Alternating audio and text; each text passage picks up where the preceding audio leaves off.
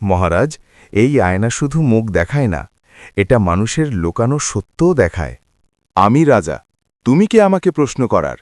আমি প্রশ্ন করি না, আমি শুধু সত্য দেখাই। টুকটুকির গল্পঘর। অনেক দূরে পাহাড় আর সবুজ অরণ্যে ঘেরা এক সুন্দর রাজ্য ছিল। রাজ্যটা শান্ত ছিল, মানুষ সুখে থাকত। কিন্তু সেই রাজ্যের রাজা, রাজা রুদ্রবীর, মনে মনে এক গভীর ভয় লুকিয়ে রাখতেন। রাজা সব সময় ভাবতেন, রাজা হয়ে সত্য বলাটা কি সবসময় ঠিক? কখনো কখনো মিথ্যাই শান্তি এনে দেয়। একদিন রাজদরবারে এলেন এক রহস্যময় বৃদ্ধ সাধু। তার হাতে ছিল একটি অদ্ভুত আয়না।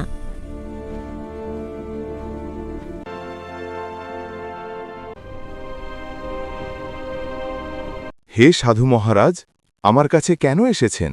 মহারাজ, আমি আপনাকে একটা উপহার দিতে এসেছি। কি উপহার? সাধু বললেন, মহারাজ, এই আয়না শুধু মুখ দেখায় না, এটা মানুষের লুকানো সত্যও দেখায়। রাজা একটু অবাক হয়ে জিজ্ঞেস করলেন। এই আয়না কি মিথ্যা ধরতে পারে? সাধু শান্ত কণ্ঠে বললেন, মিথ্যা ধরার দরকার নেই মহারাজ, একটি জাদুর আয়না। এতে আপনি শুধু মুখ না, নিজের সত্যটাও দেখবেন।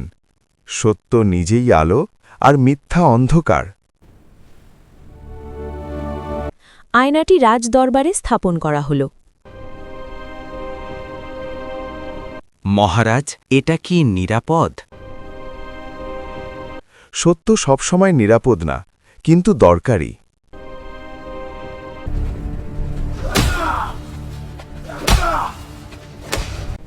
এখন থেকে অতিরিক্ত কর দিতে হবে, না হলে সবাইকে শাস্তি পেতে হবে।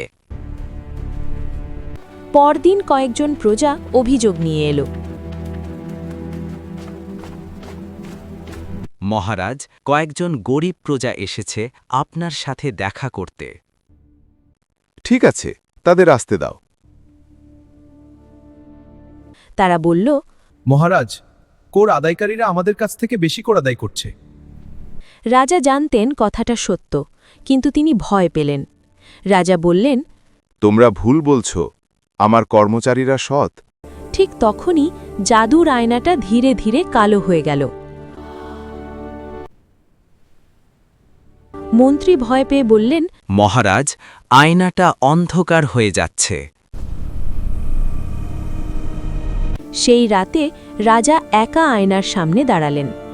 রাজা বললেন, আমি রাজা, তুমি কে আমাকে প্রশ্ন করার? আয়নাটা থেকে গম্ভীর কণ্ঠ ভেসে এলো, আমি প্রশ্ন করি না, আমি শুধু সত্য দেখাই। রাজা বললেন, সব সত্য বললে রাজ্য টিকবে না। আয়না উত্তর দিল, যে রাজা সত্য লুকায়, সে ভয়কে সিংহাসনে বসায়। দিন যেতে লাগল, রাজ্যে অশান্তি বাড়ল, মানুষ ঝগড়া করতে লাগল, ফসল নষ্ট হতে লাগল। এদিকে রাজ্যের এক নির্দোষ কৃষককে চোরের অপবাদ দেওয়া হয়েছিল। কেউ কিছু বলেনি, কারণ রাজার সৈন্যদের সবাই ভয় পেত। তুমি চোর, রাজার দরবারে তোমার বিচার হবে, তোমাকে আমি ছাড়ব না। আমার বাবা চোর না, ছেড়ে দাও আমার বাবাকে। কিন্তু তার ছোট মেয়েটা চুপ করে থাকতে পারেনি। সে রাজার কাছে এর বিচার চাইতে গেল।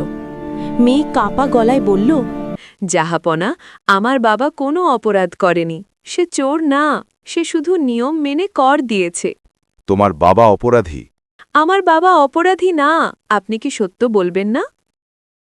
রাজা বিষয়টা বুঝতে পারল যে তার লোকেরা অপরাধী, কিন্তু রাজা কিছু বলল না, সে চুপচাপ রইল। রাজা ভাবল, যদি সত্যিটা বলি তাহলে সেনারা যদি বিদ্রোহ করে। রাজা কিছু বলতে পারলেন না। আয়নাটা পুরোপুরি কালো হয়ে গেল। সেই রাতে রাজা আর ঘুমাতে পারলেন না। তিনি আয়নার সামনে দাঁড়িয়ে বললেন, আমি ভয় পেয়েছিলাম, নিজেকে আর রাজ্যকে বাঁচাতে মিথ্যা বলেছি। আয়নাটা বলল, সত্য বললে রাজ্য হারায় না, মিথ্যা বললে রাজ্য ভাঙে। পরদিন রাজা দরবারে দাঁড়িয়ে বললেন, আমি মিথ্যা বলেছি, কর আদায়কারী দোষী। দরবার নিস্তব্ধ হয়ে গেল। ঠিক তখনই আয়নাটা আবার উজ্জ্বল আলোয় ভরে উঠল। দোষীদের শাস্তি হল। রাজ্যে আবার শান্তি ফিরে এলো। রাজা বললেন, আজ আমি রাজা না, আজ আমি সত্যবাদী মানুষ। এই গল্প আমাদের শেখায়, সত্য বলতে ভয় পেলেও সত্যই শেষ পর্যন্ত মুক্তির পথ।